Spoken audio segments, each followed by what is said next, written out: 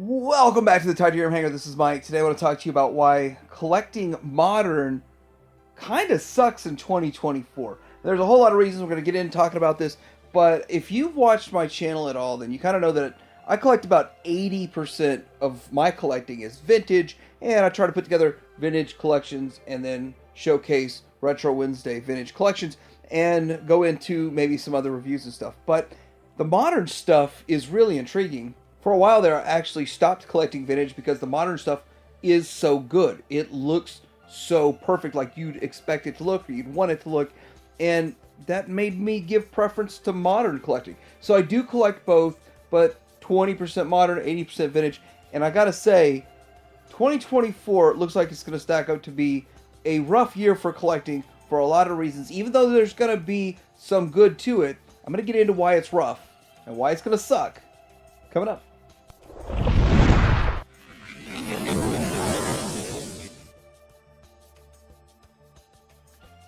First off is character selection, and it just seems like 2024 is going to be probably a record-setting year for reissuing the exact same figures over and over and over and over. Although, done right, it can make fans happy, but I've heard a lot of long-term X-Men Marvel Legend collectors that are like, we have all this already, so I didn't buy any of it. And I went and got Wolverine. I've never bought a Wolverine before in my life, other than I have one like retro 90s one or something laying around. So it's my first Wolverine I ever bought was this new X-Men 97. I think that it was technically in 2023. But anyway, all this stuff is getting reissued and it's already been put out. We already have it. But this is just one example. Every line is doing it. Whether it's G.I. Joe, Star Wars, Marvel Legends, we're just getting the same stuff put back out. Now, I think that Classified's doing it better than some of the other lines because they're giving the option, do you want a toy look, do you want a retro look, or a more modern look? So they're giving you some different variations in it, and also letting you pick up some of the more expensive big hitters from back in the day that you missed out on. And I'm okay with all of that, but you do see it does sort of wear on you a little bit. Like looking at this here, it's not the greatest picture in the world, but this is a whole row of Darth Vaders and a whole row of Mandalorians, and I'm at the point now that every time they release a Darth Vader or Mandalorian, I'd like Hasbro to buy back one of mine. I got like 11 of them, so would you buy one of them back, please? Because I don't see the point of me continuing to collect and buy these, and I know they say these are for people who missed them in the past. How could you have missed a Mandalorian? He's had a presence on the shelf constantly for the last 3 years. How's it possible? And Darth Vader I could see to a point, but you could still get them real easy and real cheap on the secondary market. So really, character selection, you're not getting a whole lot. They're just putting the same figures out, and it does get frustrating. So the other thing is the online exclusives, which does kind of suck. It's not fun. And having to order it, specifically I have the biggest problem with Mattel Creations. You could only get it through Mattel Creations. You get one figure at a time. This toy line of Origins started out as $15 figures, which I wasn't going to get into, but I felt the value was there. At $20 a figure, I don't really feel the value's there so much anymore. But now if you order it through Mattel Creations, it's $20 plus the shipping of $7 plus tax. You're almost at $30 for a $15 figure. And that really does suck.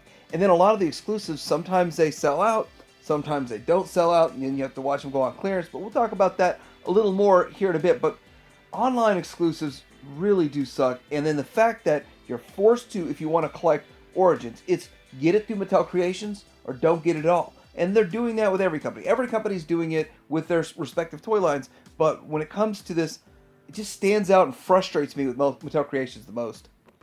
Next up, for the vast majority of toy lines, there's just very little to no vehicles. And Masters of the Universe has put out some, so the Origins has some. But how many more are they going to do? And then you also look at, I would say Classified is doing kind of a hit and miss, decent job, but that's a very vehicle heavy line. So is Star Wars. We're getting very little for Star Wars. Well, here's kind of why I think we don't get very many vehicles. I think HasLab has a big part to do with it. The fact that it started out as dream projects, but now it's ending up as every single vehicle has to go to HasLab. That's bigger than a certain size, and a lot of times the HasLabs shouldn't even be HasLabs, and that becomes very frustrating. So you're never going to get a Sky Striker at the store again, and that does suck. But I do have to say, I will admit that although G.I. Joe itself's not doing a very good job with the smaller stuff, they've kind of abandoned the O-ring. They really did. But when you look at Classified, they are doing vehicles to a point. But then there's a new problem. So vehicles aren't getting made very often or frequently, and when they do, there's a lot of them that are exclusives. So it's a mesh between exclusives and vehicles, and they're doing this for profitability purposes. They're doing this so they don't have a whole lot of excess stock going on clearance. I understand that, but it makes it frustrating. It makes it really suck for the collector. Now, I missed out on this, which I'm not worried. I'm pretty sure it's going to flood and then be on clearance down the road at Targets. But it is irritating just to see that if you're not on it the minute it's up, then you might not get it. The other thing is, though, pre-orders in general, sometimes they don't get filled. You're not getting that pre-order if you're not there the first 30 seconds or 30 minutes, then you've got other things in life holding you back. So this kind of sucks, but I think it's going to be to a higher degree with just certain ones. Not everything, and you're not going to know which one it is that they've shorted on you, but with this one here, I'm pretty sure we're going to be able to get it. But the regular ferrets sold out too. And then down the road, a billion of them show in stock later. My other problem with pre-orders is the fact that you really don't know when they're going to arrive. And I got to tell you, I think I had just this past week, just since Monday, 20 items arrive at BBTS. No joke. And I'm like, the first day, I was like, there's $200. Next, there's $300. There's another $200 or $300. Every day, just getting blown up with stuff from BBTS. And it's like, it's supposed to be exciting. It's supposed to be fun, but it all just hits you at once like an avalanche. It's not fun. It really sucks. And then it makes you stop and wonder, do I need this stuff? Do I want this stuff? Do I want to cancel it and then possibly not get it? And 2024 is going to be that year that you cancel some stuff and you don't see it, well, unless you want to buy it for double or triple or quadruple on the secondary market. The next thing that sucks is that I don't feel like we as collectors are really getting anywhere. It feels like we're stuck in this endless loop of forever collecting. And looking at Marvel Legends, I look at it from the outside, and the more Marvel Legends stuff they make and remake, the less I actually want to collect any of it. Now, I did get a few things, completed a couple of small groups, but I'm trying to keep my whole foot out of it, even pull my toe out of it. But I'm trying to find a complete, inclusive checklist of everything made. Doesn't exist. And if you do go to checklists, it's like subgroups per year and all the small subgroups in that year. It's real complex. You can't get it all in one shot.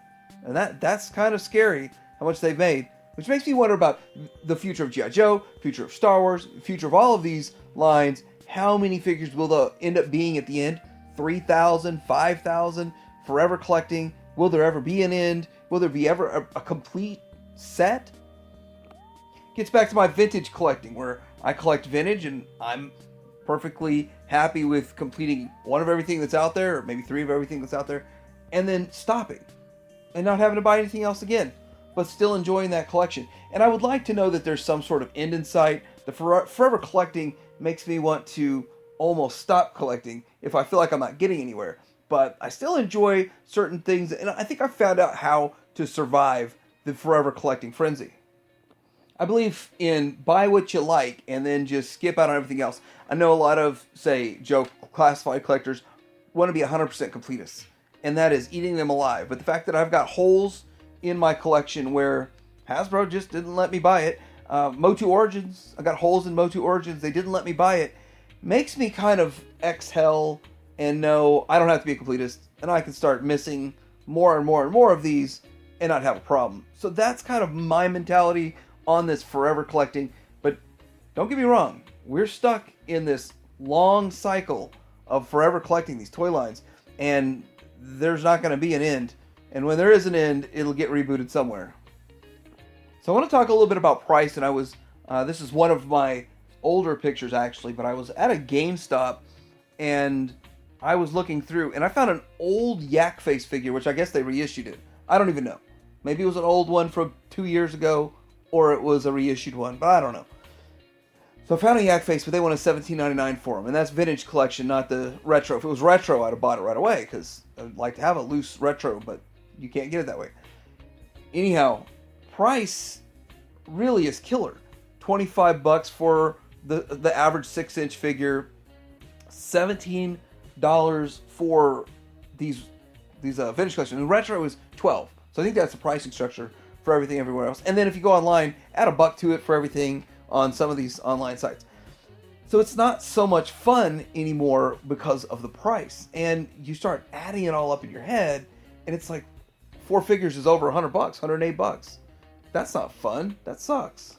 So I've actually made a video about how I found cheap ways and GameStop's the winner right there for getting the stuff cheaper.